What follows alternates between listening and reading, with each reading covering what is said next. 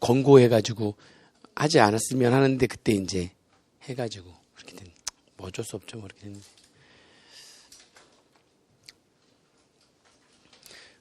요즘 제가 조심해야 되잖아요. 그래서 요즘 집밥을 먹거든요. 계속 이제 밖에 안 나가고 집에서 밥을 하는데 자꾸 와이프가 이제 제가 있을 때에는 자꾸 뭘 저한테 시켜요. 본인이 다 안 하니까 요즘 요리 실력 늘게 생겼네. 이러다가 집에서 떡볶이도 해먹고 지금 아주 그냥 별거 다 해먹고 있는데 뭐 밥을 먹으면서 이게 하니까 민석이하고의 대화도 좀 더 많아지고 민석이가 이렇게 대신에 좀 약간 우기는 것도 있지만 본인이 뭐라고 하죠? 그게 아니라고 했을 때 받아들이는 것도 되게 빨라요. 그러니까 예를 들면 끝까지 우기진 않아요. 그러니까 뭐 어제 같은 경우 웰시코기 이제 지나가다가 웰시코기를 본 거예요. 이렇게 어제 그 마스크 저하고 아들하고가 지금 끝날이 이제 딱 그 5차여가지고 어제 화요일 날 마스크 사는 날이었거든요. 그래서 어제 도착하자마자 둘이서 이제 마스크 사러 그냥 갔다 왔는데 마스크 사러 이제 갔다 오는데 웰시코기를 본 거야. 근데 웰시코기가 다리가 짧아서 그렇지, 그러니까 크기는 포실이랑 비슷해 보이지만 다리가 짧아서 그렇지 사실 얼굴은 좀 큰 거라서 그 예전에 그 주병진이가 나오는 거기 주병진 웰시코기를 주병진이라는 방송인이 웰시코기를 3마리를 키우거든요. 대중소라고 해가지고 이렇게 3마리를 키우는데 정말 크기도 약간 차이가 있어요. 대중소라고 3마리를 키우는데 그 3마리한테 가끔씩 생닭을 주는 거예요. 생닭을. 그 걔네들이 생닭을 막 아그작을 씹어서 먹는 거예요. 근데 포실이한테는 생닭을 주면 죽어요. 그게 소형견은 이 식도가 이 작기 때문에 생닭을 먹다가 뼈가 넘어가면서 그걸 다 걸리거나 안에가 찢어지기 때문에 식도가 다 찢어지기 때문에 그게 이제 죽을 수가 있거든요. 그래서 소형견은 생닭을 아그작을 씹을 수 있는 턱힘이 없는 거지. 그래가지고 소형견한테는 생닭을 주면 안 되는데 중형견 이상부터는 생닭을 주는 게 좋대요. 그럼 얘네들 막 이렇게 아그작아작 이게 씹을 수가 있고 걔네들 알아서 잘 씹어가지고 생기기 때문에 걔네들은 가끔씩 그렇게 주는 게 좋대요. 그래서 걔네들 간식으로 가끔씩 생닭을 주는 거예요. 근데 막 그 웰시코기 다리가 짧으니까 되게 작아 보이는데 그저 막 잘 씹더라고요. 그러면 걔네들 물리면 간다는 거죠. 되게 웰시코기가. 근데 이제 가서 웰시코기를 본 거예요. 근데 그러다가 저는 그 TV를 본 게 기억이 나가지고 걔네들이 소형견이 아니라고 아무리 크게 작더라도 소형견이 아니라고 이제 알고 있는데 얼굴은 크거든요. 내가 중형견이라고 했더니 아들이 어떻게 저게 중형견이라고 포실이하고 비슷한데 저건 소형이라고. 그리고 막 계속 우기는 거예요. 그래서 계속 우기길래 그 인터넷 찾아보기 전에 확실해? 그랬더니 확실하진 않아. 얘기를 하더라고요. 막 우기길래. 그래서, 그래서 확실해? 어디서 본 거야? 그랬더니, 아니, 그건 아니래. 확실한 건 아닌데, 포실이랑 크기가 똑같잖아, 아빠. 그래서, 아니라고. 막 이러면서 이제 찾았다 봤더니, 중형견이네. 그래서 이제 바로 받아들이더라고요. 너무 확실하게 막 얘기를 해가지고, 그래서 너무, 그래서 어디서 너 보고 얘기하는 거냐? 확실한 거냐? 했더니, 자기가 보고 얘기한 게 아니면은 확실하지 않다고 하는 건 그건 얘기해요. 잘 받아들이지. 그 유튜브 곧 나온다고 아직도 편집 중이더라고요. 그래서 한번 저한테 보내줬거든요. 그 편집본을 저한테 이제 보내줘가지고 편집본을 보는데 편집본을 일단은 보내줬어요. 그래서 아직 채널 개설해가지고 아직 들어오진 않았는데 그 게스트로 참여한 거니까. 그래서 거기에서 그러니까 거기서 하는 말은 민석이가 안 왔으면은 민석이를 급하게 전날 불러가지고 간 거였거든요. 이제 민석이가 긴급 수혈이 안 됐으면은 그 유튜브 베릴 뻔했다 그러더라고요. 그러니까 나머지 애들이 말이 별로 없어. 거의 민석이 분량을 너무 민석이가 많이 나오니까 줄여가지고 다른 애들한테 분량을 어떻게든 줘야 되니까 줄이고 줄였다고 하는데도 민석이가 많이 나오더라고요. 나오는데 이제 그러니까 거기서 그 가수가 보컬 트레이닝 해주는 건데 그 가수가 그 옛날에 박진영 편 히든싱어에서 마지막까지 최종까지 갔던 가수인데 그러니까 이제 애들이 궁금한 거야. 자기 아냐고 하니까 다 모르죠? 애들이 다 신이가 아무도 모르죠. 다 아무도 모르고 이렇게 하니까 이제 그 가수가 이제 애들이 초등학교 애들이니까 초등학교 애들한테 이제 너네 그럼 혹시 JYP 알아? 딱 그랬는데 JYP 알아? 딱 할 때 우리 아들이 거기서 대면 JYP 알아? 했더니 우리 아들이 조용필은 아는데 JYP는 모른다고 딱 얘기한 거예요. 그랬더니 거기서 JYP를 조용필로 받아쳤다고 막 그 센스는 도대체 어디서 나온 거냐고. 일단 조용필이라는 가수를 아는 상태에서도 JYP를 조용필로 생각하지는 않잖아요. 근데 그걸 조용필은 아는데 JYP는 잘 모르겠다고 딱 해가지고 완전 빵 터져가지고 너 몇 살이냐 그래서 물어봐가지고 장난 아니었다고 그러던데. 그게 나와요. 보니까 빵 터졌을 때 조용필은 아는데 나중에 나오면 제가 채널 알려드릴 거니까 구독, 좋아요, 알림 설정을 꼭 부탁한다 하더라고, 거기서. 한번 들어가서 봐보세요. 그러니까 3부로 나눠서 한대요. 근데 지금 1부는 서로 소개하고 뭐하고 하는 게 1부고, 이제 2부가 본격적으로 보컬 트레이닝 하는 거고, 3부는 이제 그걸 마무리하는 거고 해가지고 이렇게 3개로 이렇게 나눠져서 편집을 한다는데, 1부, 그러니까 3개 다 한꺼번에 편집한 다음에 올리려고 한대요. 근데 1부 편집이 다 끝나가지고 보내준 거거든요. 보니까 아주, 좋아하는 가수 물어보니까, 좋아하는 가수를 물어봤는데, 아들이 누키존드 블록이라고 해가지고 너 몇 살이냐고 거기서 실제로 아들이 마이클 잭슨이나 누키존드 블록을 좀 좋아해요. 그렇게 해서 되게 좋아하는데 그래서 그 와이프 차에 누키존드 블록 노래 그 MP3로 해가지고 그 트고 좀 다니거든요. 좀 유별나긴 해요. 그러니까 유별나긴 하는데.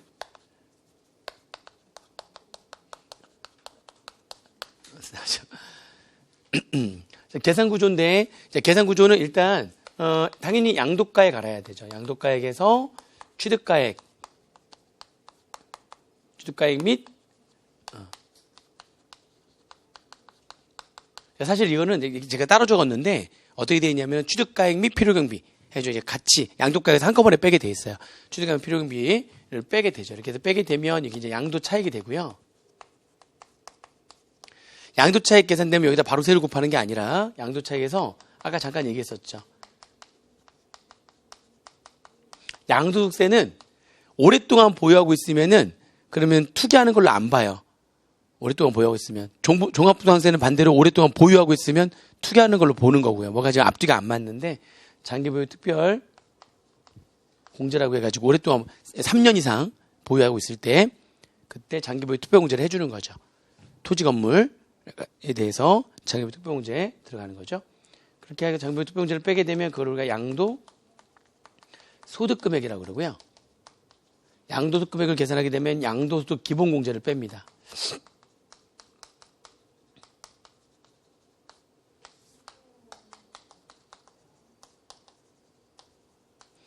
그렇게 되면 이제 과세표준 나오는 거예요. 과세표준 나오고 그 과세표준에다가 이제 세로 곱하게 되면 산출세액이 나오는 거죠. 산출세액 원한다면 세 공제. 양도소득세는 세 감면이 없어요. 그냥 세 공제, 세 공제가 없어요. 세 감면만 있어요. 조세특례 제한법엔 세 감면만 존재하고요.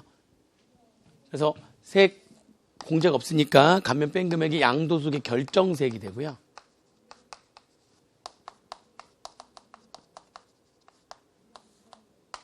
잘못한 게 있으면 가산세를 더해가지고 총결정세액, 양도소득의 총결정세액이 되고요.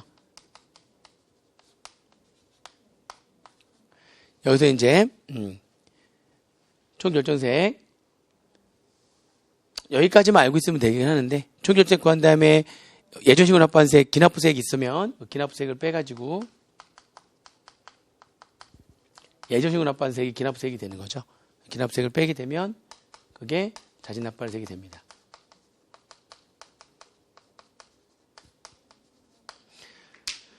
근데 이제 계산 문제에서는 딱 해가지고 여기 양도 차익까지 계산하는 1단계 여기까지 물어볼 수가 있고요. 아니면은 과세표준까지 물어볼 수가 있죠. 2단계. 아니면은 산출세까지 이렇게 물어볼 수가 있어요. 3단계. 여기 뒤에 산출세 구한 다음에 그 뒷단계에는 사실 지금까지 나온 적은 없습니다. 4단계는 공부 안 하셔도 돼요. 공부 안 하셔도 돼요. 그러니까 여기 뒷단계는 뭐 가산세 뭐 이런 거 계산 문제에서 가산세 이런 거 나오지 않습니다. 나오지 않고요. 세액 감면 안 나옵니다. 그냥 딱 산출세까지만 할 줄 아시면 되고, 이거 안 나온다고 보시면 되고요. 굳이 얘기한다면 여기 기납부색이 아까 내가 했던 예정신고, 납부색, 예정신 납부색이 기납부색이 되는 거죠. 그거 하나, 아까 안 되는 게 있었죠? 예정신고 안 하는 게 있었죠? 1그룹 다 예정신고 하는 거죠. 양도소득한 달에 말일로부터 2개월 내에. 그 다음에 2그룹 자산은 해외 주식 빼고 양도소득하는 반기의 말일로부터 2개월 내에 예정신 납부를 하는 거고요. 그리고 2그룹 자산 해외 주식과 3그룹 자산은 예정신고 납부 제도가 없죠. 그래서 아무튼 기납부세액에서는 그렇게만 정리하시면 됩니다. 그렇게 해서 자진납부세액이 나온다. 그래서 요 뒤에 4단계는 모르셔도 돼요. 계산문제 3단계까지. 3단계까지 정리하시면 되고요. 3단계는 그러니까 결국에는 세율 정리만 좀 하시면 되는데 세율이 좀 복잡하거든요. 그래서 세율에 대한 얘기를 좀 해드릴 거고, 그 다음에 2단계, 거꾸로 할게요. 3단계, 2단계, 1단계 이렇게 들어올 건데, 3단계에서는 이제 세율 정리 하시면 되고, 그 다음에 2단계에서는 장기보유 특별공제하고 양도소득 기본공제하고 두 가지를 공부하는데, 여기서는 하나 더 있어. 세 가지를 공부하거든요. 얘하고 얘 말고도, 아까 결손이 발생한 같은 그룹 내에서는 플러스가 있고 마이너스가 있으면 통산이 가능하다고 그랬죠. 같은 그룹 내에서는. 같은 그룹 내에서만 통산이 가능하거든요. 다른 그룹에서는 안 돼요. 1그룹에서 플러스인데 2그룹에서 마이너스 통산이 안 돼요. 같은 그룹 내에서 플러스 마이너스는 통산이 되는데, 그러면 같은 그룹 내에서 양도 차손이 발생했을 때, 마이너스가 발생했을 때는 어떻게 통산할 거냐. 통산은 일단 여기서 통산이 들어가요. 장기보유 특공제 가지고 양도소득 금액을 계산한 다음에 그 양도소득 금액 자체가 플러스가 될 수 있고 마이너스가 될 수 있잖아요. 그 양도소득 금액까지 구한 다음에 결소금 통산이 들어가요.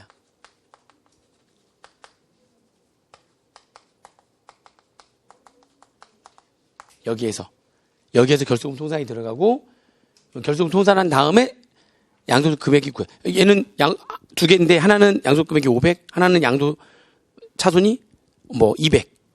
그러면 통산 전에는 500 마이너스 200인데 통산하고 나면은 여기는 어떻게 되는 거예요, 이제? 300, 여기는 빵원 되는 거죠. 300 빵원. 그렇게 되면 통산 후에 양도소득 금액이 300과 빵원으로 다시 구해지겠죠? 통산을 한 다음에 300과 빵원, 그 다음에 거기다 이제 모아두고 양도소득 기본공제 해가지고 빼가지고 과세표준을 구한단 말이죠. 순서가 결소금 통산이라고 하는 거는 어디까지 온 다음에 결소금 통산이 들어간다? 장기보유 특별공제를 해가지고 양도 소득 금액까지. 그러니까 양도소득 금액까지는 결소금 통산하기 전까지의 양도소득 금액은 양도하는 자산별로 양도소득 금액을 계산하겠네요. 양도 자산별로 양도소득 금액을 계산한 다음에 플러스가 있고 마이너스가 있다면 얘를 같은 그룹 내에서 어떻게 한다? 통산한다. 그럼 결소금 통산은 어떻게 하는 거냐? 통산 어떻게 하는 거냐? 이것도 방법이 있어가지고요. 그거 여기 들어가고. 그러니까 2단계에서는 장기보유 특별공제, 결소금 통산, 양도소득 기본공제 세 가지를 공부하는 거죠. 그렇게 하고 이제 1단계가 제일 중요한데, 1단계 양도가액을 어떻게 할 거냐, 취득가액과 필요금을 어떻게 할 거냐. 이게 제일 중요하죠. 그렇게 해서 양도차익 구하는 단계 1단계. 1단계가 제일 중요합니다. 이렇게 3단계로 이렇게 구성이 되어 있다라고 보시면 되겠어요. 아시겠죠? 그래서 우리는 요 구조, 일단 이 구조를 가지고 이제 뭐부터 한다고요, 이제? 세율을 어떻게 할 건지 세율부터 정리를 하겠습니다. 여기 지워도 되죠, 계산 구조는? 4단계는 계산 문제 모르셔도 돼요. 3단계까지만 아시면 되고, 이제 세율 구조.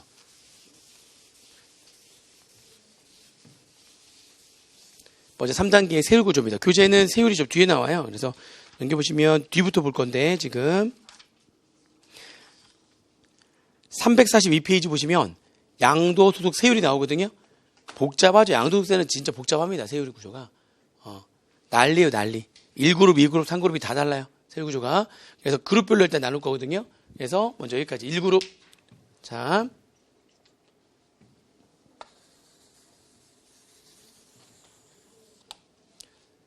여기 1그룹, 그 다음에 2그룹.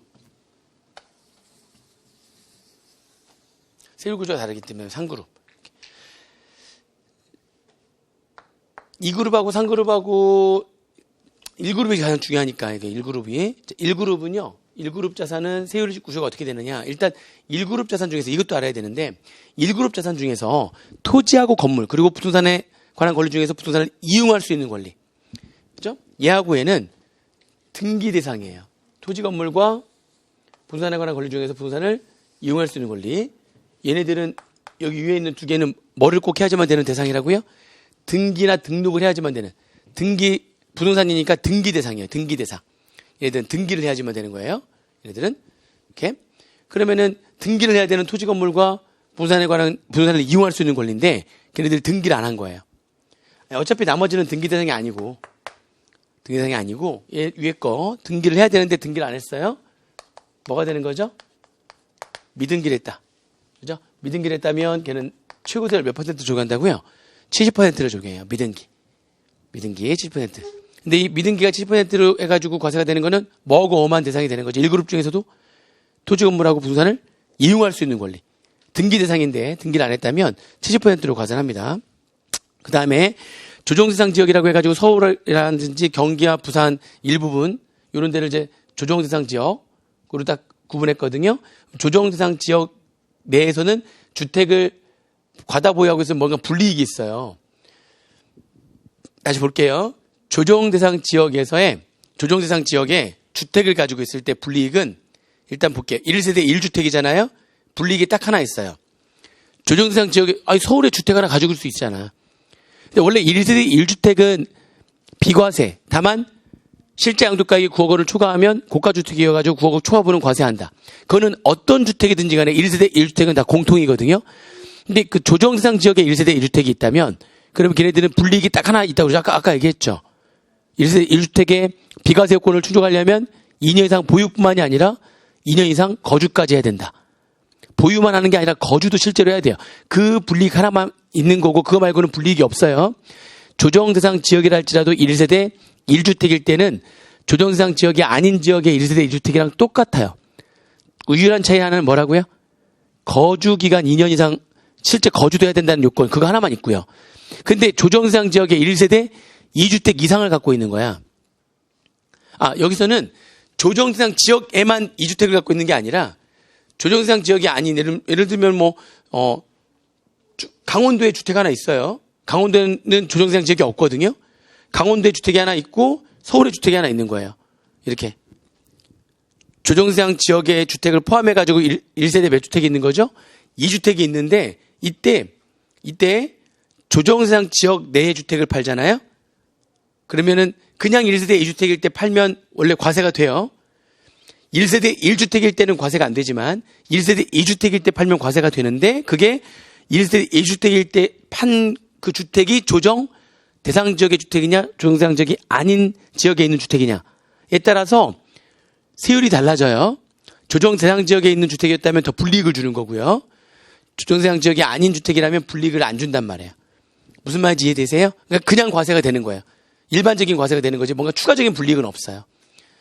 다시 정리 다시 한번 해볼게요. 조정대상 지역 내에 있는 조정대상 지역은 부동산 중에서도 뭐만을 불이익을 주려고 만들어 놓은 거예요? 지금 얘기했는데 주택만 조정대상 지역에 토지 아니면 조정대상 지역이라고 하는 건 오로지 뭐 때문에 만들어 놓은 지금 지역이에요? 주택,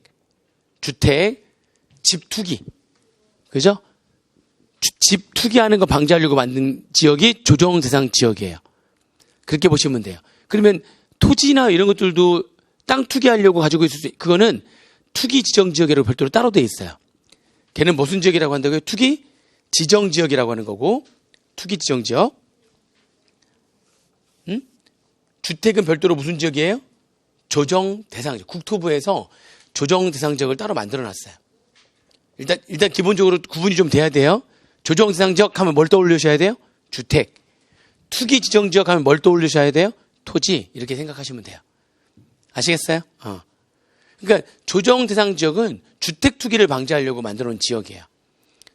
그리고 걔네들에 대해서는 다시 한번 얘기하지만 불이익이 그러면 조정 대상 지역 내 주택을 팔았을 때는 어떤 불이익이 있느냐? 1세대 1주택이었다면 그러면 걔네들은 거주기간 2년 이상을 실제 거주도 해야 된다라고 하는 요건이 더 충족돼야지만 비과세가 된다라고 하는 그것도 약간의 불이익이 있죠. 그리고 1세대 2주택 이상인데 조정대상 지역 내 주택을 판 거죠. 무슨 말인지 이해되시죠? 그러면 세율이 더 고율의 세율이 과세가 되는 고율로 과세가 되는 불이익이 있다는 겁니다. 근데 여기는 또 뭐냐면 조정대상 지역 내에서 주택이 아니라 조정대상 지역 내의 주택의 입주자로 선정된 지율이에요. 그게 뭡니까?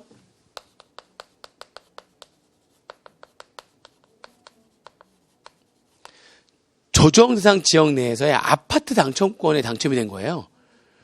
그래서 조정대상 지역 내에 있는 주택을 입주할 수 있는 권리를 득하게 된 거죠. 근데 그 아파트 당첨권도 아까 제가 얘기했었잖아요. 전매 제한 기간이 지나면 아파트 당첨권도 뭐 할 수 있다고요? 팔 수가 있거든요. 그럼 그걸 팔아가지고 소득이 발생하게 되면 어떻게 할 거냐? 그거는 50%를 과세한다는 겁니다.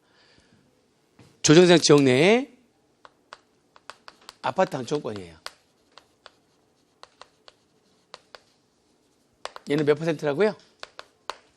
50%. 물론 잘 보세요. 내가 주택 아무것도 없어. 주택이 아무것도 없는데 이번에 어쩔 수 없이 난 서울에서 살아야 돼. 뭐 직업이라든지 애들 학교라든지 쭉 그래서 살아야 되는데 주택이 없었어요. 무주택자였는데 아파트 당첨이 된 거야. 무슨 말인지 이해되세요? 그 주택이 없어요. 그 요건을 좀 충족하는 거죠. 그리고 또 추가적인 요건을 충족했어요. 그런 상태에서 내가 아파트 당첨권을 팔았어요. 그러면 지금 나는 투기하려고 하는 사람은 아니잖아. 주택이 없으니까. 그래서 거기 이제 밑에 보시면은 그 342페이지에 꽃표 2번 보시면 꽃표 2번에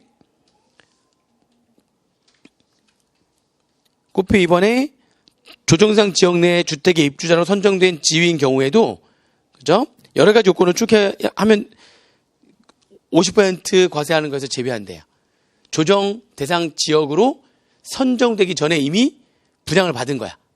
근데 팔 때는 조정 대상 지역으로 선정된 이후에 판 거지. 그죠? 억울하죠, 그런 거는. 그리고 또 주택이 그죠? 1세대가 보유하고 있어야 되는 거고요. 그러면서 다른 주택이 없어야 되는 거고요. 뭐 여러 가지 요건을 추가하게 되면 그러면은 얘는 투기하는 걸로 안 본대요. 근데 뭐는 안 되는 거예요, 이제? 조정대상 지역으로 선정된 이후에 아무리 내가 주택이 없는 사람이라 할지라도 조정대상 지역으로 선정된 이후에 당첨이 됐잖아요. 근데 그걸 팔면 그거는 50%로 과세가 됩니다. 그러니까 그때 이후에는 함부로 팔면 안 되는 거예요. 이렇게. 그 다음에 세 번째, 그러면은 보유기간이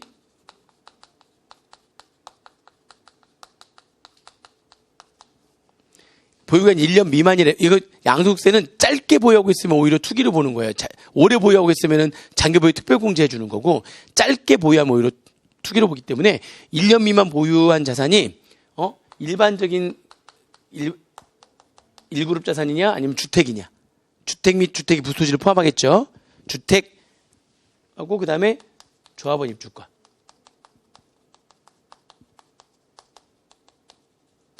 그죠? 그러면 일반적인 경우에는 50%, 1년 미만 보유했지만 주택이거나 조합원 입주권이라면 40%가 이렇게 되는 거고요. 보유기한이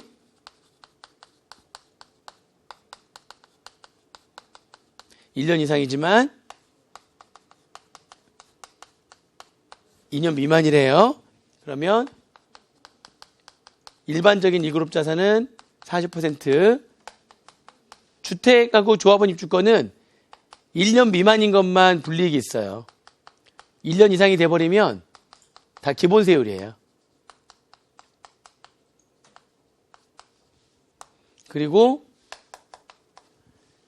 1그룹 자산 중에 토지인데 그게 비사업용 토지라면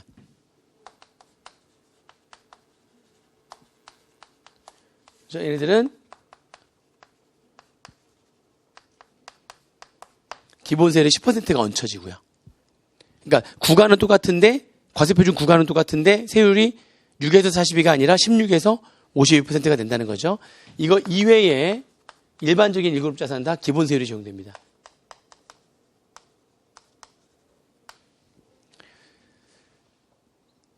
자, 근데 이게 겹칠 수가 있죠. 겹치면 어떻게 할 거냐. 비사업용 토지인데 미등기야. 그럼 당연히 어떻게 되겠어요? 겹치면 그 세율을 적용한 세액이 나올 거 아닙니까? 그 높은 세액에 적용되는 금액을 적용하는 겁니다. 높은 세율이라고 표현할 수 없는 게 왜냐면은 비사업용 토지인데 비사업용 토지예요. 근데 1년 미만 보유한 거야. 비사업용 토지인데 뭐 1년 6개월 보유한 거야. 그러면 전체 과표에다가 몇 퍼센트를 곱하고요. 40% 곱한 거랑 비사업용 토지니까 16에서 그 과세표준 구간에 따라서 16부터 52까지 초과준세를 적용한 거랑 적용을 다 해버리면 세액이 나올 거 아닙니까? 그죠? 그러면 그 세액이 어떤 것도 세액이 더 큰 거를 적용하는 거예요.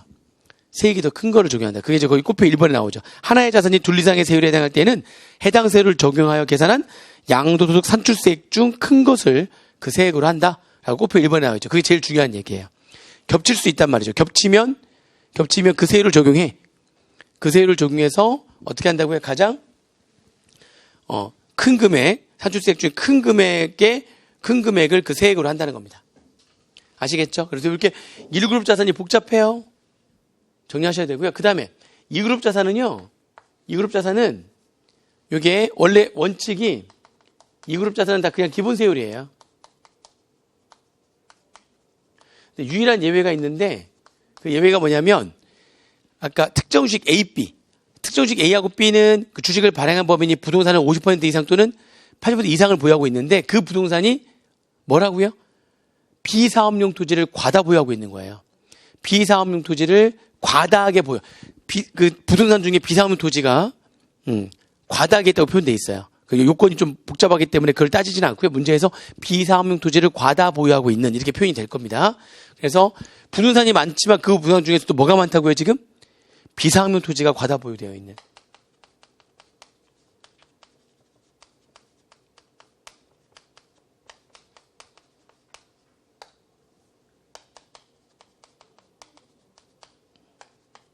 과다 보유한 법인의 특정 주식 A, B라면 비사업용 토지를 과다 보유한 법인의 특정 주식 A, B라면 그러면 기본 세율이 아니라 그냥 비사업용 토지나 마찬가지로 기본 세율의 10%를 얹힌 세율을 적용한다는 거죠. 2그룹 자산의 세율은 딱 이렇게 돼 있어요. 예외적으로 얘만 이렇게 되고 얘 뺀 나머지 2그룹 자산은 전부 다 아이고 2그룹 자산이 아닌데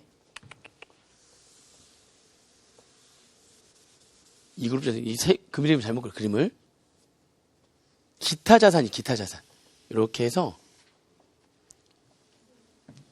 이렇게 나눌게요.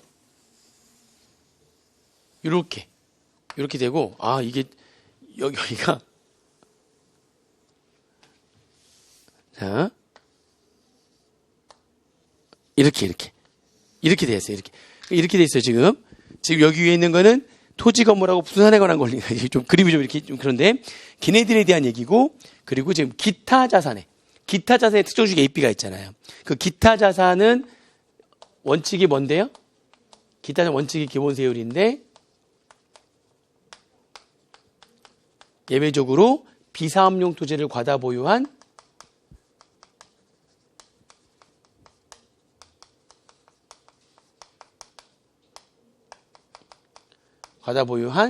특정 주식 과다 보유한 법인의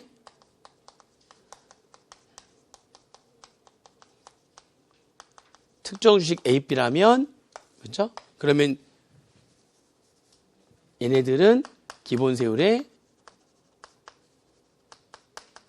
10%를 얹힌다 이렇게 되는 거죠. 그러니까 1그룹이 둘로 또 이렇게 나눠지는 거예요. 세율 적용할 때. 1그룹이 기타 자산에 대해서 이렇게 그리고 이제 2그룹 자산은 어떻게 할 거냐. 이제 2그룹 자산 있잖아요. 여기 2그룹 자산. 요거는 대주주가 양도한 거냐? 그죠? 아니면 대주주가 아닌 자가 양도한 거냐? 여기서 말하는 이제 대주주가 아니다라고 하는 거는 이제 그거는 시험 문제에서 대주주다 아니다 이렇게 나와요. 근데 교재에 있으니까 한번 읽어보시면 되는데 한번 보시면 돼요. 이게 유가증권 시장에 상장되어 있는 거냐? 아니면 코스닥 시장에 상장되는 거냐? 코넥스 시장에 상장되어 있는 거냐? 아니면 비상장 중에 따라서 이게 대주주 요건이 다 다르거든요. 근데 아무튼 얘기한다면 둘 중에 하나를 충족하면 돼요. 지분율 요건을 추가든 아니면 시가총액 요건을 추가든 둘 중에 하나의 요건을 추가하면 되는 거고요. 교재 보시면 그 교재가 아까 앞에 321페이지에서 322페이지에 걸쳐서 지금 그렇게 걸쳐가지고 거기에 대주주에 대한 요건이 나와 있어요. 소유주식 비율과 시가총액인데 둘 중에 하나만 충족하면 돼요. 그러니까 잠깐 보시면은 321페이지에 유가증권 시장의 상장 주식은 지분율이 1% 이상이거나 또는 시가총액이 몇 년도에 따라 좀 다르죠? 지금은 2020년도 3월 31일까지 하고 2020년도 4월 1일 이후하고 둘 다 알아야 되네. 안 나온다는 거죠. 그러니까 그게 안 나옵니다. 그러니까 실무상으로는 중요하니까 이렇게 표를 만들어 놨는데 문제에서는 어떻게 주어져요? 그냥 대주주다 아니다 이렇게 넘겨보시면은 코스닥 시장, 코넥스 시장, 비상장 주식에 대한 지분율 요건과 시가총액 요건이 나와 있어요. 한번 그냥 이렇게 있구나. 그래서 둘 중에 하나만 충족되면 뭐가 된다? 대주주가 되는 거구나. 이 대주주도 과점주와 마찬가지로 그룹입니다. 그룹. 한 명이 되는 게 아니에요. 어떤 특정한 자와 그의 특수관계 있는 자의 지분을 합했을 때 그게 여기 둘 중에 하나 요건을 추가하게 되면 그 그룹이 다 뭐가 되는 거예요? 그 그룹이 다 대주주가 되는 겁니다. 대주주나 과점주는 전부 다 그룹이에요. 그룹. 1인이 아니에요. 1인이 아니에요. 그렇게만 알고 있으면 돼요. 자, 아무튼. 그러면 지금 이 그룹에 주식을 지금 팔았단 말이에요. 이 그룹 주식에는 지금 해외 주식까지 들어왔잖아요. 그러면 얘를 이렇게 번호를 한번 달아볼게요. 번호 달아가지고 얘 1번, 얘 2번, 해외 주식 3번 이렇게. 이제 해외 주식 원래 없었던 게 들어왔으니까 이렇게 들어왔단 말이죠. 그러면 그 1번하고 2번 있죠. 1번하고 2번을 팔았어요. 비상장 주식이거나 또는 상장 주식 중에 장외거래분 또는 대주주 양도분에 해당되는 주식이었다면 이게 주식을 파는 사람이 대주주냐 아니냐로 나눠져요. 주식을 파는 사람이 대주주였느냐 또는 대주주가 아니었느냐. 이렇게 둘로 나눠지고 그 다음에 이게 좀 좁은데. 자, 대주주였잖아요. 그러면 첫 번째 대주주였다면 A 대주주인데 1, 2번에 해당되는 주식을 판 자가 대주주인데 그 주식을 1년 미만 보유하고 그 주식이 중소기업 주식이 아닌 거예요.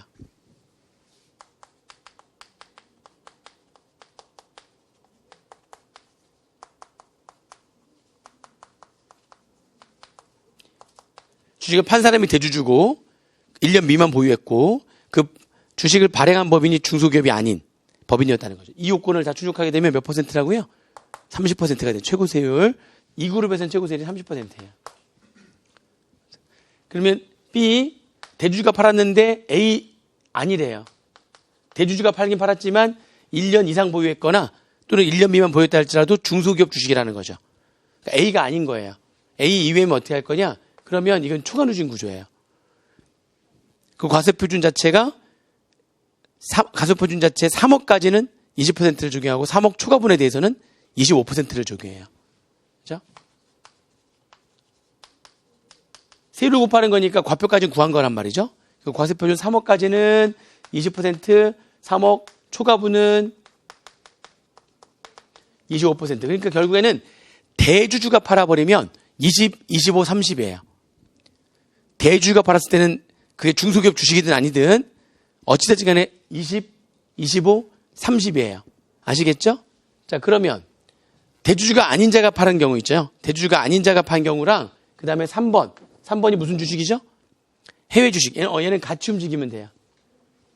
1, 2번에 해당하는 주식이라 할지라도 대주주가 아닌 자가 판 거랑 해외 주식의 경우에는 중소기업 주식이라면 10%, 중소기업 주식이 아니면 20%예요. 그렇게 야구에는 중소기업이야? 그러면 10%, 중소기업 아니야? 그러면 20% 이렇게 되는 거예요. 지금 이해되시죠? 무슨 말인지? 아무튼 이 그룹은 최하 10에서 최고 30까지예요. 상황에 따라 가지고 달라지는데 그렇게 보시면 됩니다. 파생상품은 쉬워요. 그냥 법에서는 20%로 되어 있거든요. 근데 대통령령으로 플러스 마이너스 이렇게 조절할 수가 있어요. 조절할 수가 있는데 지금 현재 조절을 해가지고요. 탄력세율이어가지고 원래 법에서는 20%지만 50%를 인하해서 플러스 마이너스 75% 범위 내에서 이렇게 대통령령으로 정하게 되어 있거든요. 그걸 탄력세율이라고 해요. 원래 세율은 과세 요건 중에 하나이기 때문에 꼭 조세 법률주의 어디에서 정해야지만 되는 겁니까? 법률에서 정해야지만 되거든요. 근데 가끔씩 세율 중에서 탄력세율 구조라고 해가지고 대통령령으로 그러니까 대신에 그거는 요건을 충족해야 돼요. 시장의 어떤 활성화 차원이라든지 경기 활성화 차원이라든지 또는 투기를 방지하고자 한다든지 어떤 조세 정책적인 어떤 목적에 해당했을 때에만 대통령령으로 일정 범위 내에서 조절할 수 있다라고 하는 세율이 있어요. 몇 개 없거든요. 그 세율이 몇 개 없는데 그 중에 하나예요. 그 중에 하나가 양도소득세 세율인데 그 중에 파생상품은 플러스 마이너스 몇 퍼센트 범위 내에서 조절이 가능하다고요? 75% 범위 내에서 조절이 가능해서 처음에 이게 파생상품이 과세 대상으로 들어왔을 때는 마이너스 75%까지 했었어요. 처음에는. 그러면 20%에 75% 하면 15%니까 20에서 15를 빼서 몇 %로 했냐면 5%로 했었다가 한 번 바뀌어가지고 대통령 0이 플러스 마이너스 50%, 75% 범위 내니까 마이너스 50%로 이렇게 해가지고 지금 현재는 몇 %가 된 겁니까? 그래서 결과적으로는 법에서는 20%지만 대통령 0으로 50% 감해가지고요. 지금 현재는 몇 %로 지금 과세가 되고 있다고요? 법률에서는 20%지만 탄력세율 구조이기 때문에 75% 범위 내에서 조절할 수가 있는데 현재는 마이너스 50%로 돼 있다는 거죠. 그래서 현재는 10%가 돼 있다. 세율 구조 이렇게 정리를 하셔야 됩니다. 세율 구조는. 자, 여기에서 이제 끝이 아니에요. 자, 이렇게 되어 있는데 제가 아까 두 가지 얘기했죠. 투기 지역. 딱 하면 투기 지역 하면 뭐를 제재하려고 만든 지역이에요? 땅 투기. 생각하시면 돼요. 그 다음에 조정 대상 지역. 주택, 집 투기. 둘로 이렇게 나누시면 되거든요. 그래서 지금 이렇게 돼 있다고 했는데 지금 여기에서 추가되는 게 투기 지정 지역. 투기 지정 지역 내에서 이제 부동산을 양도한 거예요. 내에서 부동산 양도. 이렇게 양도하잖아요. 그럼 어떻게 할 거냐? 이게 투기 지정 지역 내에서 부동산 양도하게 되면 원래 부동산은 지금 여기 되니까 여기에 해당되지 않으면 기본세율 적용되는 거잖아요. 기본세율. 그죠? 비상환 소지라면 기본세율이 10%가 적용되잖아요. 그죠? 그런데 투기지정 지역 내에서 부동산을 양도하잖아요. 양도하는데 그게 하필이면 투기지정 지역 내에서 그냥 토지가 아니라 비사업용 토지라면 투기지정 지역 원래 비사업용 토지 자체만으로도 기본세율의 10%를 얹히는 거였는데 투기지정 지역 내 비사업용 토지라면은 기본세율의 20%를 얹혀요. 그러니까 최하세율이 몇 %가 되는 겁니까? 26%에서 최고 62%까지 가는 거예요. 그리고 그게 아닌 그냥 투기지정 지역 내 일반 부동산이라면 걔네들은 기본세율의 몇 %만 얹히면 돼요? 10%만 얹히면 돼요. 물론 이렇게 해서 계산된 세액이 투기지정지에 있는데 1년 미만 보유한 거야. 그럼 1년 미만 보유하고 있으면 전체 몇 %인 거죠? 50%잖아요. 그렇게 해서 나온 세액과 이렇게 적용해서 나온 세액 중에서 어떤 금액으로 하시면 돼요? 큰 금액으로 하셔야 되는 거죠. 그건 당연한 거고. 1년 미만일 수도 있으니까. 아니면 그 부동산이 1년 6개월이야. 그러면 전체 과표에서 몇 %를 적용하는 거예요? 40% 적용하는 거하고 비상수지라면은 요초과누진세율 구조 아니라면 요초과누진세율 구조를 적용해서 나온 세액하고 둘 중에 큰 금액으로 하는 건 당연한 거고요.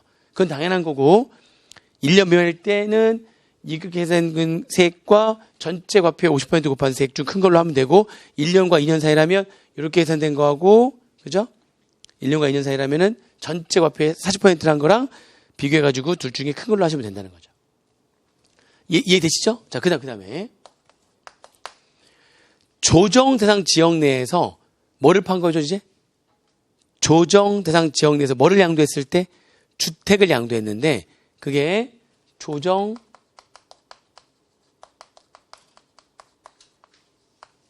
지역 내에서, 주택을 양도했거든요? 주택을 양도했어요. 근데 그게 첫 번째, 그게 1세대? 그러니까 조정 대상 지역 내에 있는 주택 양도한 그 주택이 1세대 2주택 이상이냐? 1세대 2주택이냐?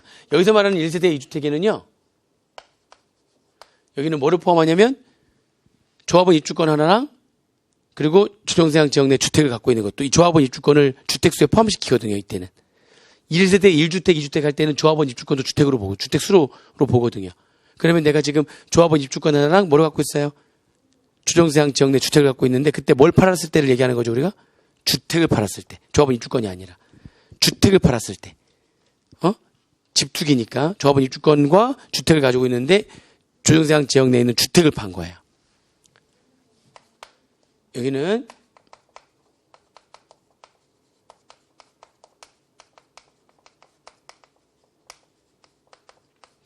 이렇게 가지고 있는 사람이 뭘 양도한 거예요, 지금? 그 중에 주택을, 어디에 있는 주택을 양도한 거예요, 그 중에? 조정상 지역 내에 있는 주택을 양도했다면, 그죠? 그러면 기본 세율에 몇 퍼센트를 얹혀요? 10%를 얹혀요. 그죠?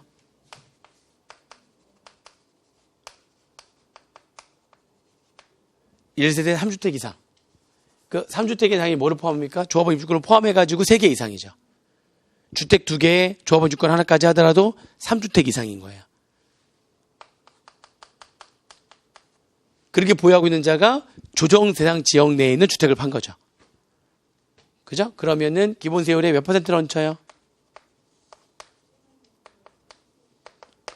이렇게. 근데 물론 이렇게 해서 계산된 그 세액과, 그죠? 얘는 주택이잖아요? 주택이면은 1년 미만이었을 때만 40%잖아요. 주택은 1년 미만이었을 때 40%고 1년만 넘어가면 그냥 기본세율이 적용되는 거니까. 그러면 이렇게 계산된 이 세액과 이 주택을 1년 미만 보유하고 있다 파는 거예요. 그러면 전체 과세표준에 40%라 곱한 세액하고 이 초과누수세를 적용한 세액 중에서 큰 걸 적용하면 되는 거죠. 주택이니까 50%가 없죠. 1년 미만일 때도 몇 퍼센트니까? 40%니까. 그렇게. 이렇게 정리하시면 되겠습니다. 그래서 그 세율 정리하시고요. 거기에 투기 지정 지역 내 부동산 양도와 조정상 지역 내에서의 주택의 양도에 대해서는 별도로 따로 이렇게 정리를 하시면 되겠습니다. 되셨나요? 자, 3단계 세율은 이렇게만 정리하시면 되는데 한 가지만 더 가볼게요. 자,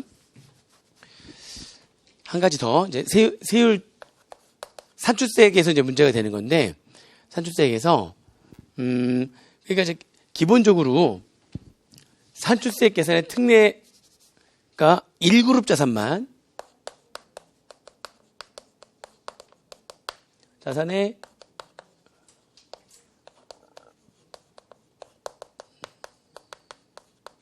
산출세 계산에 특례가 있는데 1그룹만 1그룹 자산만. 왜냐면 1그룹 자산만 세율이 막 다양하잖아요. 1그룹 자산 세율이 막 다양하죠. 기타 자산까지 포함하면 정말 다양하잖아요. 보니까 그죠? 되게 다양한데 이게 왜 문제가 되는 거냐면 올해 1년 중에 1그룹 자산을 여러 개를 판 거야. 1그룹 자산을. 근데 자 1그룹 자산 중에서 지금 초과누수세가 기본 세율도 초과누수세 구조고 기본 세율의 10%를 얹힌 것도 초과누수세 구조죠. 그렇잖아요. 그렇죠? 그러면 또는 그게 투기 지정 지역이거나 아니면 조정 대상 지역 내 1세대 2주택 이상이었다면 기본 세율의 10% 또는 20%도 얹어지는 거고. 아니 아무튼 어찌됐든 간에 기본 세율을 적용하거나 기본 세율의 10%나 20%가 얹혀지는 세율이 적용되는 것들은 어떻게 할 거냐? 초과누진 구조는요. 예를 들면 내가 이때 비상용 토지를 미등기 자산을 팔았어. 몇 퍼센트? 70. 자, 내가 이때 조정 대상 지역 내에서 아파트 당첨권을 팔았어. 50. 응? 50.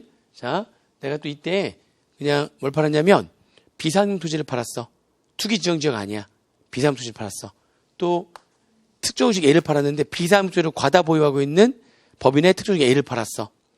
지금 무슨 말인지 이해되세요? 그리고 아무튼 되게 많이 팔았어. 그리고 일반적인 2년 이상 보유하고 있던 일반적인 1그룹 자산을 팔았어. 일반적인 1그룹 자산을. 골프장 회원권을 팔았어. 자, 무슨 말인지 이해되세요? 자, 그렇게 되면 여기에 딱 그냥 일정 세율 적용되는 거 있잖아요. 일정 세율 적용되는 거. 그 일정 세율 적용되는 거는 그냥 그 세율 적용하면 돼요. 왜냐면 아파트 당첨권을 팔았는데 1년 미만 보유했어. 아파트 당첨권을 1년 미만 보유해서 몇 퍼센트? 50%. 아파트 당첨권을 1년 미만 보유했으면 50%잖아요. 무슨 말인지 이해되세요? 그런 식으로 딱 정해지는 세율이 딱 적용되는 거죠. 응?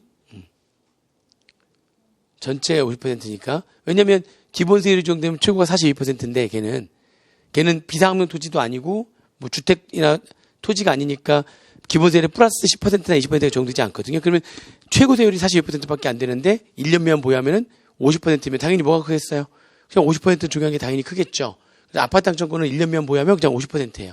그렇게 딱 정해져 있는 거는 그냥 그 세율을 적용하면 되는데 이 중에 얘는 기본 세율이 적용되는 거고 얘는 기본 세율 10%가 적용되는 거라면 그리고 같은 기본 세율이 적용된 초과주진 세율 구조가 적용되는 것들은 합해가지고 한꺼번에 과세해요. 이건 이것대로 이때 팔았을 때 예정 신고했을 거 아닙니까?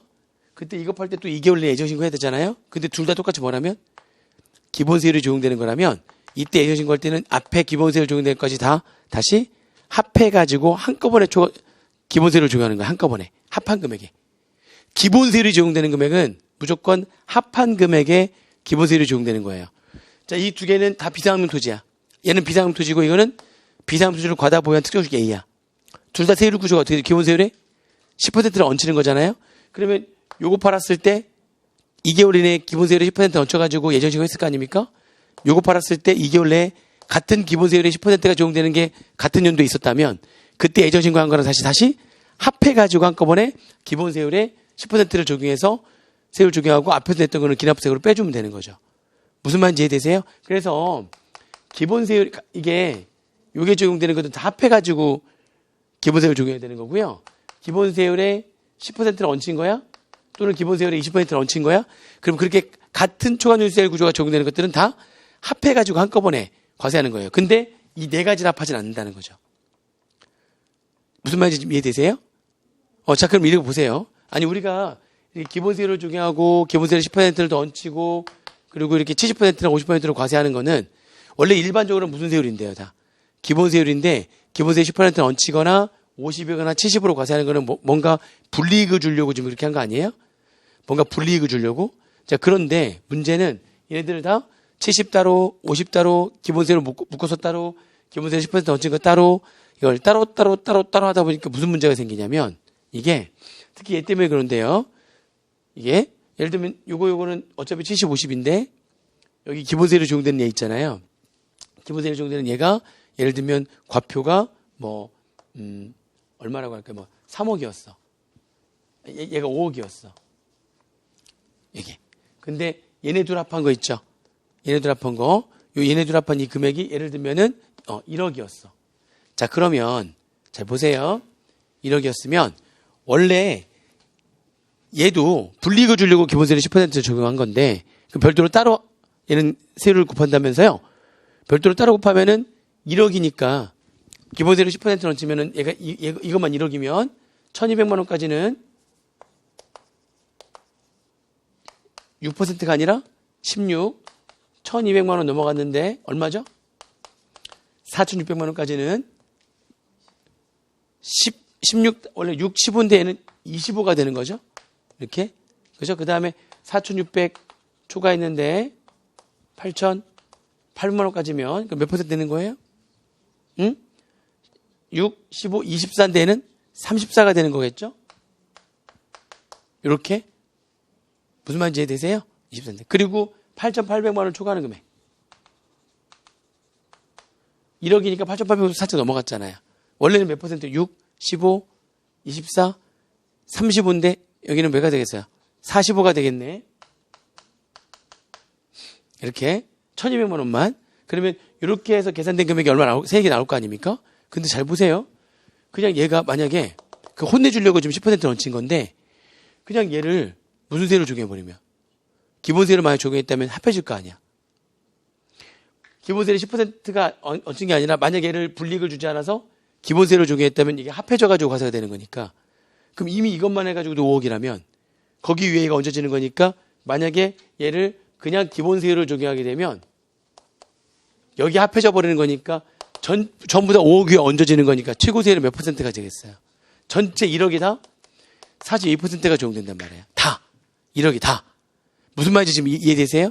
그러면 오히려 기본세율을 적용하는 게 세금이 더 세겠어요? 기본세율 10% 적용해서 별도로 따로 계산하는 게 세금이 더 세겠어요? 전체가 42%가 적용되는 게 아무래도 세금이 더 높겠죠? 이렇게 나눠가지고 하는 것보다. 무슨 말인지 이해되십니까?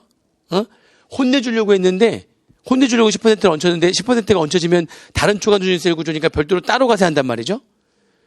근데 별도로 따로 과세하다 보니까 이렇게 과세가 된단 말이에요? 근데 그게 아니라 그냥 기본세율을 적용하게 되면 여기에 합해져가지고 초과누진세가 적용되는 거니까 이미 이것만으로도 5억이라면 이거 위에 얹어지게 되면 전부 다 몇 퍼센트가 되는 거죠?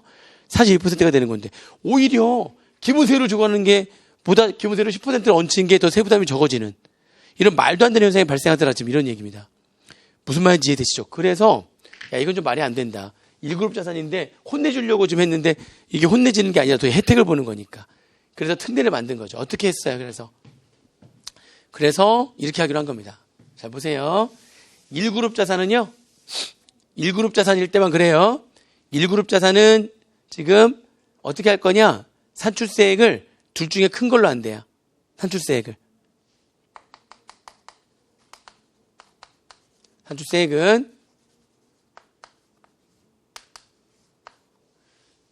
둘 중에 이렇게 표현할까요? 둘 중에 큰 걸로 한대요. 근데 1번이 뭐냐면 1번은 지금 한 대로 각 자산별로 따로따로 산출세액을 다 구하는 거예요. 자, 따로따로 구할 때 어떻게 한다고요? 같은 초과점수세율은 다 합해가지고 초과점수세율을 적용하는 겁니다. 기본세율끼리는 기본세율을 적용되는 건 기본세율끼리 합해서, 기본세율 10%를 얹힌 것들은 기본세율 10% 얹힌 것끼리 합해서, 딱 그냥 일정 세율이 적용되는 것들은 합하든 따로따로 하든 어차피 결과는 같죠. 그죠? 같은 세율 적용비를 묶어가지고 같이 적용하는 거예요. 그래서 각 자산별로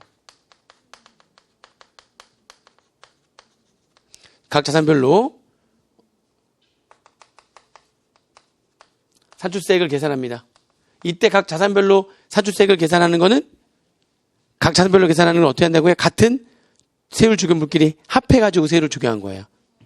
각 자산별. 그래서 그거를 정확히 표현하면 자산이라고 하면 그렇잖아요. 그래서 각 호별로 이렇게 표현합니다. 자산별을 같은 세율 적용비를 다 합했다고 표현해가지고 각 호별로 산출세액을 계산한다 이렇게 표현하는 거고요. 그 산출세액 각 호별로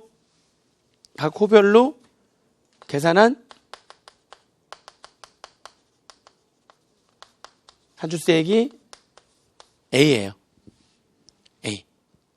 근데 그 산출세액에서 산출세액이 얼마냐에 따라 가지고 세액 감면이 달라지거든요.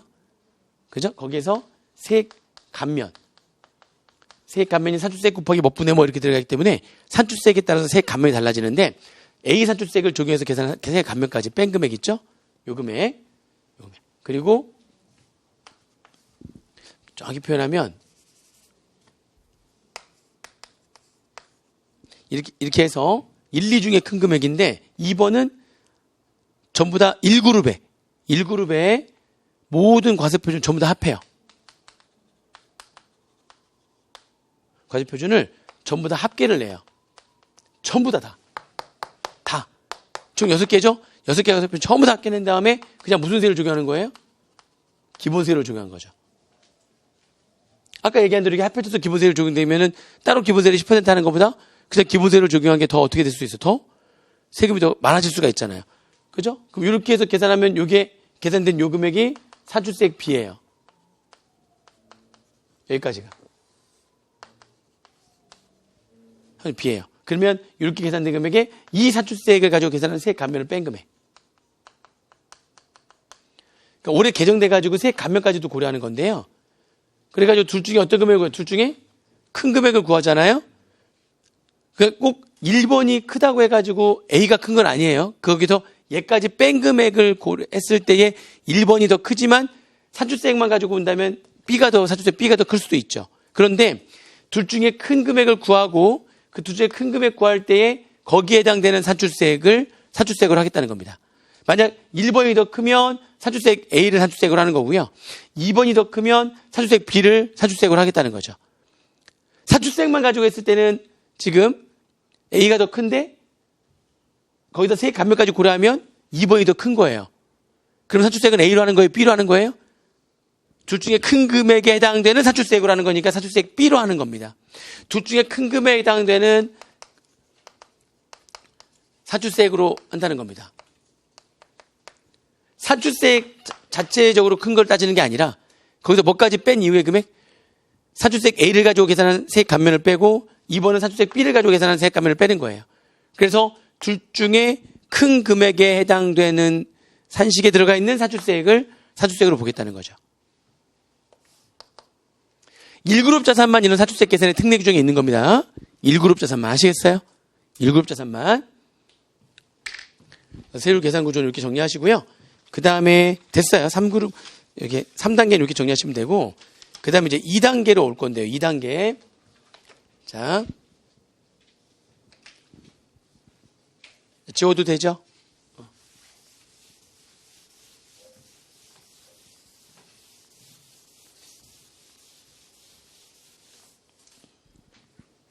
자, 2단계는 이제 뭐 보는 거예요? 아까 장기 보유? 그러니까 양도 차익까지는 계산된 거고, 1단계에서 양도 차익까지 계산된 다음에 그 다음 단계가 2단계거든요. 장기 보유 투표공제랑 그다음에 결수금 통산 어떻게 할 거냐? 그리고 양도 기본공제 어떻게 할 거냐? 세 가지. 장기 보유,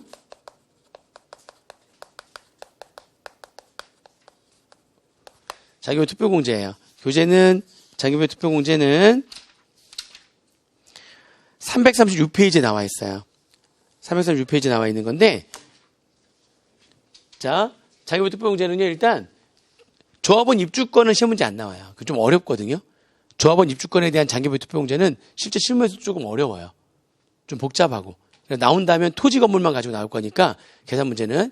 자, 장기 보유 투표공제는요, 일단 사실은 토지, 건물, 그리고 조합원 입주권을 장기 보유했을 때, 조합원 입주권을 장기 보유하고 팔았을 때, 조합원 입주권은 그 보유기한 계산하는 게 되게 어려워요. 조합원 입주권은 보유기한 계산이 어렵기 때문에, 그래서 이제 시험 문제 안 나와요. 되게 실무적인 거고 해서 안 나오고, 토지 건물은 나오죠. 토지 건물을 하고, 토지와 건물만 몇 년 이상 보유하는 거죠? 3년 이상 보유했을 때.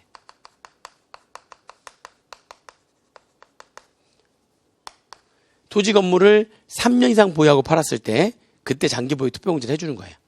그렇게 보시면 돼요. 조합원 입주권은 실무적인 거니까 정리하지 마세요. 대신에 단, 아무리 토지 건물을 3년 이상 보유한다 할지라도요, 다음에 토지 건물은 제외를 합니다. 아무리 3년 이상 보유했다 할지라도 장기 보유 투표공제가 안 되는 게 있어요. 그게 몇 년 전에 법이 개정돼가지고, 원래는 미등기하고 비사항명 토지도 안 해줬거든요. 근데 법이 개정돼가지고, 미등기만 안 해주는 걸로. 비사항명 토지는 해줘요. 비사항명 토지는 3년 이상 보유하게 되면 장기 보유 투표공제가 이제 들어갑니다. 몇 년 전에 바뀌어가지고. 근데 뭐는 안 돼요? 미등기는 안 돼요.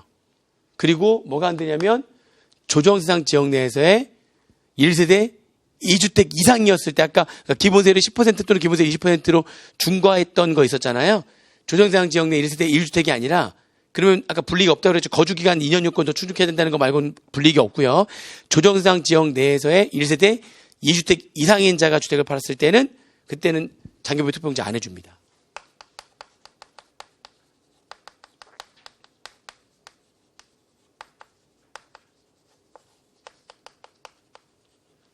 여기서 말하는 2주택에는 뭐가 포함된다고요? 조합원? 입주까지 포함해가지고 1세대 그것도 주택수로 봐가지고 2주택 이상이면 되는 거예요. 이상인 자가 1세대 2주택 또는 3주택 이상인 자가 그 주택을 팔면은 장기보유 투표공제 안 해줘요. 근데 1세대 1주택은 해줘요, 안 해줘요? 조정대상 지역 내 1세대 2주택은 아까 거주기간에 대한 요건만 충족하면, 그 요건 충족하면 되는 것만 되지 나머지는 불이익이 없잖아요. 그럼 1세대 1주택은 과세가 안 되거나, 고가주택이라면 과세가 되는데, 그때 과세할 때는 뭘 해줍니까? 장기보유 투표공제 해주는 겁니다. 이 조정대상 지역 내에 있는 거는 세금 계산할 때 불이익이 있으려면 1세대 2주택 이상이어야지만 불이익이 있는 거예요. 아시겠죠? 이렇게 정리하시면 돼요. 장기보유 투표공제. 그래서 이게 이제 둘로 나눠지는 거죠. 장기보유 투표공제가 일반적인 토지 건물이냐, 얘네들은 3년 이상 보유해야 되는 거잖아요.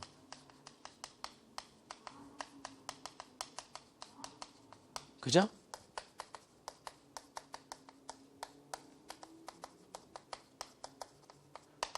(2배수) 해주는 거거든요. 3년 이상 4년 미만이면 딱 3년이니까 2배수 하게 되면 몇 퍼센트?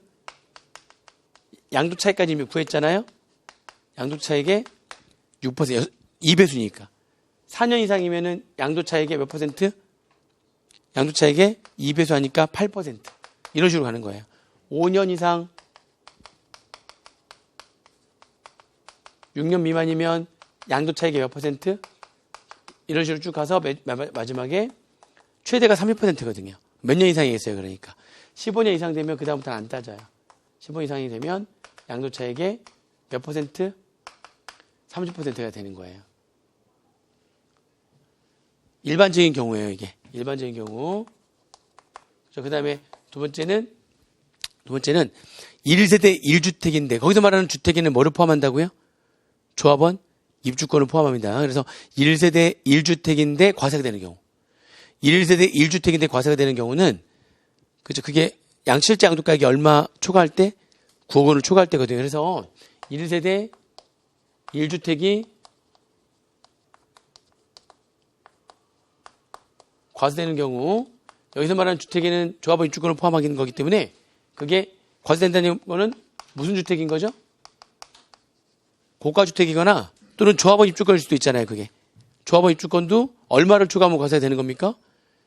실제 올해 개정됐어요. 이게 말이 없다가 올해부터는 고가 조합원 입주권도 과세한다. 고가주택과 마찬가지로 똑같이 실제 양도가액이 얼마를 초과하면 9억 원을 초과하게 되면 조합원 입주권도 과세가 돼요. 아무리 하나밖에 없다. 주택 없이 조합원 입주권만 있어요. 그럼 1세대 1주택이 있는 거나 마찬가지거든요. 주택이 없이 조합원 입주권만 있다면 그럼 걔는 과세 안 했었는데 그동안 과세 안 했었는데 고가주택도 실제 양도가액이 얼마를 초과하면 9억 원을 초과하면 과세하는데 조합원 입주권 주택이 없는 상태에서 하나 갖고 있는 조합원 입주권을 팔았을 때 전부 다 과세를 안 했었단 말이에요. 그러면 안 되죠. 걔도 얼마를 초과하면 과세해야 돼요? 9억 원을 초과하는 금액은 초과분에 대해서는 과세해야 되는 거겠죠. 그래서 고가 조합원 입주권이라고 해서 고가주택과 계산 방법이 똑같아요. 고가주택과 계산 방법이 똑같기 때문에 이제 이 둘 합해가지고 고가주택 등이라고 표현하죠. 두 개 합해가지고 고가주택 등, 고가 조합원 입주까지 포함하는 겁니다. 과세 방법이 똑같습니다. 그럼 걔네들도 장기보유 투표공제를 해주는 건데요. 걔는 몇 배수라고요? 8배수. 그래서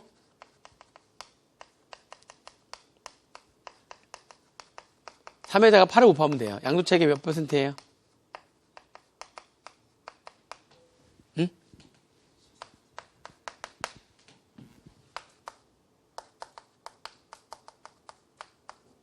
아이고.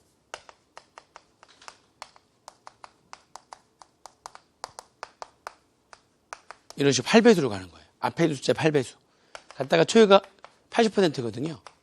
얘는 10년 이상으로 끄다는 거죠. 10년 이상만 되면 양도차익이 80%예요. 장기보유 투표공제는 토지 건물에 대해만 해당된다. 3년 이상 보유하지만 된다. 다만 미등기 자산이거나 아니면 조정상 지역 내에 1세대 2주택 이상. 거기서 말하는 주택은 조합원 입주권을 포함해서 1세대 2주택 이상이라면 그죠? 그러니까 1세대 2주택 이상이었을 때 뭐의 양도죠?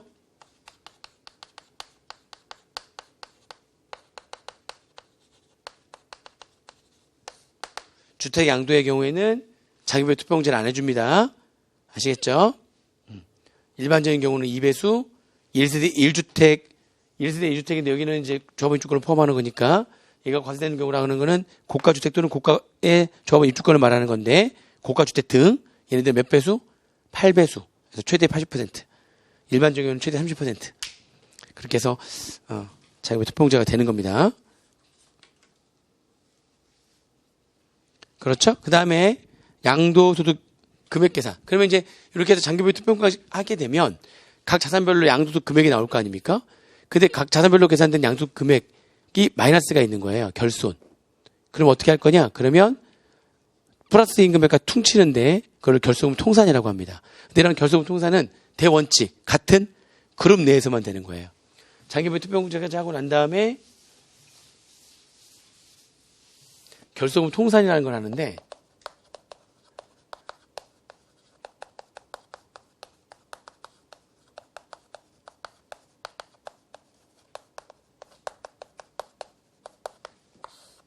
양도 소득금액 계산 후에 결손금 통산하는 거거든요. 근데 대원칙이 뭐라고요? 같은 그룹 내에서만.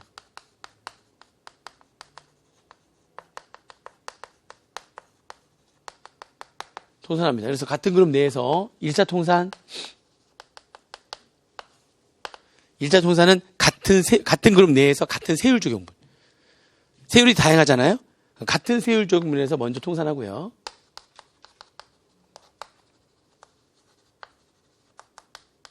그렇게 했는데도 여전히 결손이 남아있어요. 그럼 이제 2차 통산.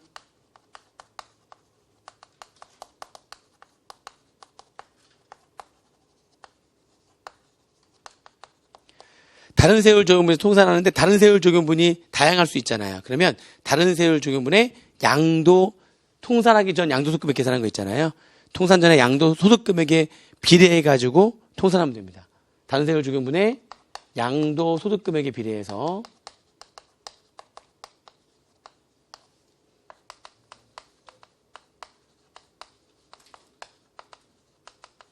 통산하면 돼. 이게 있어. 그리고 난 다음 이렇게 했는데도 결손이 남은 거예요. 이랬는데도 불구하고 결손이 남아있다면 이렇게 했는데도 남아있는 결손금이 있죠. 잔액은 그렇죠. 이월되지 않고 뭐 된다고요? 소멸해 버리는 겁니다. 이게 결손통산의 원칙이에요. 아시겠죠? 정리하시면 되고. 그 다음에 결손통산 다 하고 나면 통산 후에 양도소득금액이 다시 구해지겠죠? 통산 전에 양도소득금액에다가 그 다음에 결손통산을 원칙에 따라서 하게 되면 결손통산 후에 양도소득금액이 다시 구해집니다. 거기다가 이제 뭐 하면 돼요? 양도소득 기본공제를 빼면 되는 거죠. 양도소득 기본공제는 어떻게 하는 거라고요? 각 그룹별로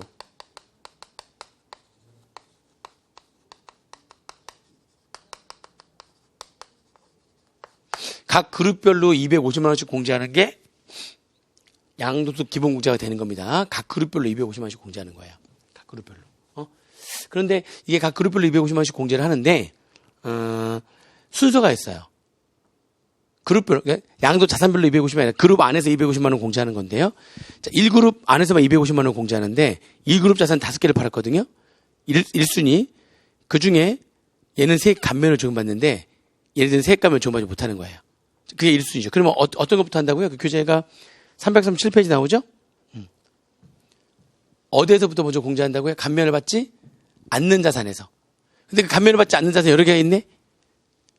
그러니까 감면 받는 자산은 나중에 공제하는 거예요. 감면을 받지 못하는 자산에서 먼저 공제를 하는데 이 감면을 받는 자산 여러 개가 있다면 그러면 어떻게 두 번째는 뭘 따져요?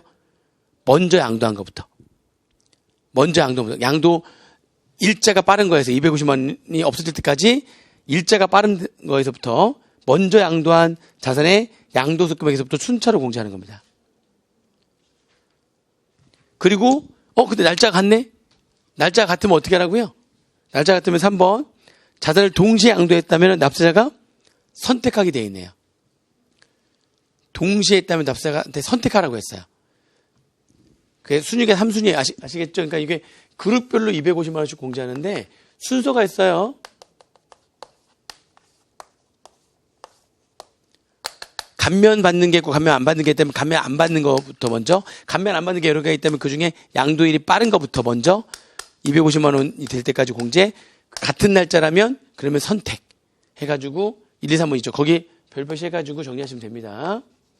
이렇게 해가지고 정리하시면 돼요.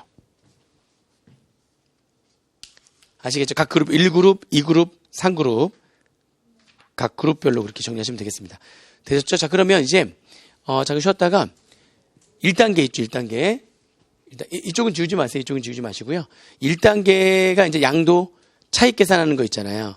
그 1단계 양도 차익 계산하는 거, 그 내용하고, 이제 그게 좀 어려운데, 그 내용하고 양도소득금액 계산의 특례, 특별히 양도소득금액 계산하는 게 있어요. 그 양도소득금액 계산의 특례라고 해가지고 338페이지부터 341페이지까지에 걸쳐가지고 1번부터 5번까지 나와 있는 특례가 있거든요. 딱 거기까지 공부하면 됩니다.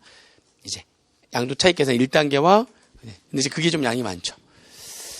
주의할 것도 좀 많고 이제 구체적인 계산이니까 거기가 잠깐 쉬었다가 이제 1단계 들어가고 다 되면 양도소득금액 계산 특례 들어가고 그 다 정리가 되면 이제 문제 풀어보고 이렇게 해서 마무리할 겁니다.